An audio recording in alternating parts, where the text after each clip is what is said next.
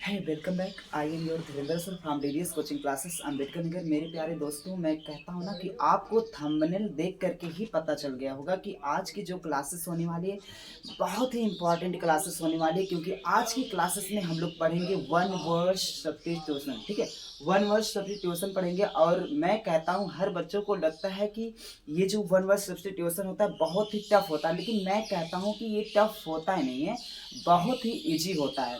बस पढ़ने का तरीका थोड़ा सा हम लोगों को चेंज करना होगा। बस हम लोग रट्टा कर लेते हैं, वो रट्टा नहीं करना है। थोड़ा सा उसकी हिंदी मीनिंग अगर जानते रहेंगे, जैसे हिंदी में हम लोग वन वर्ड सब्स्टिट्यूशन लर्न करते हैं, सेम इंग्लिश में भी वैसे ही लर्न करना होता है।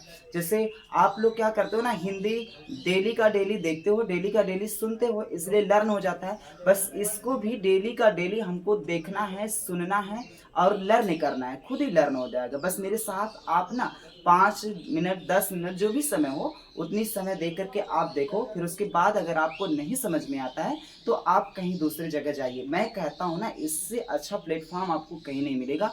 आपको अगर लर्न करना है, क्लास 12th में हो, तो सबसे ज़्यादा मोस्ट इंपॉर्टेंट होने वाली ये वीडियो। कहीं भी नहीं जाना आपको, यहीं पर लगे रहना। आप मेरे साथ बस 2 मिनट लगे रहिए। देख सकते हो, the life history of a man written by himself.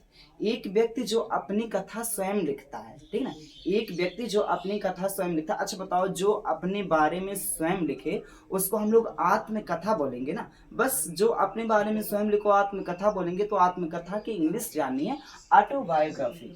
ये लिखा गया ऑटोबायोग्राफी। फिर से देखेंगे, the life history of a man written by himself. मेरे साथ पढ़ेंगे भी बोलेंगे। अगर आपको लर्न करना है ना, तो मैं कहता हूँ ना, आप एक काम कीजिए। अगर आपको मौका नहीं मिल रहा है तो अपने कान में ब्लूटूथ लेट बहुत सारी चीजें मिलती है आजकल, ठीक है ना, उसको लगा लीजिए आराम से फोन और सुनते रहिए, सुनते रहिए। 2 3 दिन 4 दिन सुनेंगे, खुद ही लर्न हो जाएगा। मैं कहता हूँ 2 3 दिन 4 दिन आपको सुनने की जरूरत ही नहीं है।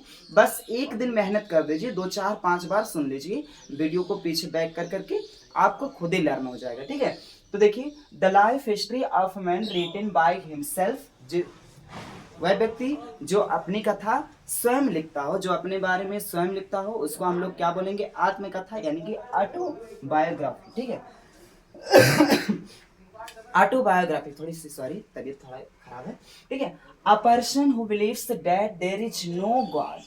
A person who believes that there is no God. मेरे साथ एक बार बोलेंगे सभी बच्चे, देखो, a person who believes that there is no God. अच्छा, यहाँ देयर इज गॉड भी आ सकता है, जरूरी नहीं कि नो आए ही आए। ठीक है, तो इसको ध्यान देना पड़ेगा, बहुत ध्यान से पढ़ना पड़ेगा। A person who believes that there is no God. यहाँ जो नो लिखा गया ना, इसको ऐड जरूरी नहीं है कि एग्जामिनर करे ही, हो सकता है नो को उड़ा दे, ठीक है, हटा दे। तो आपको क्या करना पड़ेगा, जैसे नो गॉड दिया तो अथीस्ट यानी कि नास्तिक, ऐसा व्यक्ति, वह व्यक्ति जो ईश्वर पर विश्वास नहीं करता है। देखो, अ पर्सन यानी कि एक व्यक्ति जो who, believes that there is no God, जो ईश्वर पर बिलीव नहीं करता है, उसको अथीस्ट बोला जाता है, यानी कि नास्तिक। जो ईश्वर पर विश्वास ना करे उसको क्या बोलेंगे, नास्तिक बोलेंगे। लेकिन यही अगर दिया जाए कि जो ईश्वर पर विश्वास करता हो, यानी कि देयर इज गॉड, ऐसे दे सकता है, a person who believes that there is God, तो आपको आ हटा देना, यानी कि थीस्ट बोलना है। ठीक है ना, क्या बोलना है, थीस्ट बोलना है। नास्तिक की जगह पे आस्तिक बोल देना। ठीक है, तो इस बात को बिल्कुल आप लोग ध्यान देंगे। आगे देखिए क्या लिखा गया, a medicine which contracts the affect of poison.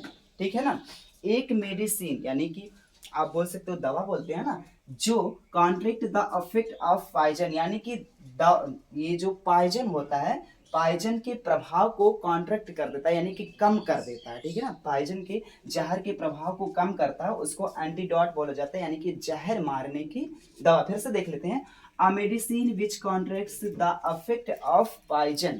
ऐसी दवा जो जहर को ही प्रभाव के कम कर देती है, जो जहर के प्रभाव को कम कर दे उसको एंटीडोट बोलेंगे। ठीक है, यानी कि जहर मारने की दवा। अ ट्रेवलर इन स्पेस।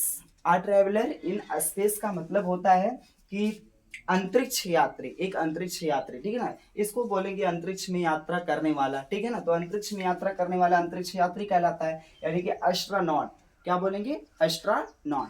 2 3 बार मेरे साथ बोलेंगे, अ ट्रेवलर इन स्पेस का मतलब होता है अंतरिक्ष में यात्रा करने वाला, जिसको हम लोग एस्ट्रोनॉट बोलेंगे, अंतरिक्ष यात्री। N assembly of listeners, N assembly of listeners का मतलब होता है कि सभा को सुनने वाला, ठीक है, सभा को सुनने वाला, क्या सुनने वाला, जिसको हम लोग श्रोतागण बोलते हैं, ऑडियंस बोलते हैं, ठीक है ना। एक बार आप लोग वीडियो को पुनः बैक करके देख लीजिएगा और सुन लीजिएगा, आपको लर्न हो जाएगा। अगर आप क्लास 12th में हैं तो अपने दोस्तों को भी शेयर कर दीजिए ताकि उनको भी पता हो जाए, क्योंकि ये मोस्ट इम्पॉर्टेंट है, हर एग्जाम में पूछा जाता है, ये आपके लिए। वीडियो को लाइक कर दीजिएगा, अगर आपने चैनल को सब्सक्राइब नहीं किया है तो सब्सक्राइब भी कर लीजिएगा। थैंक यू सो मच, फिर मिलेंगे अगले वीडियो में ऐसे ही शानदार वीडियो लेकर के।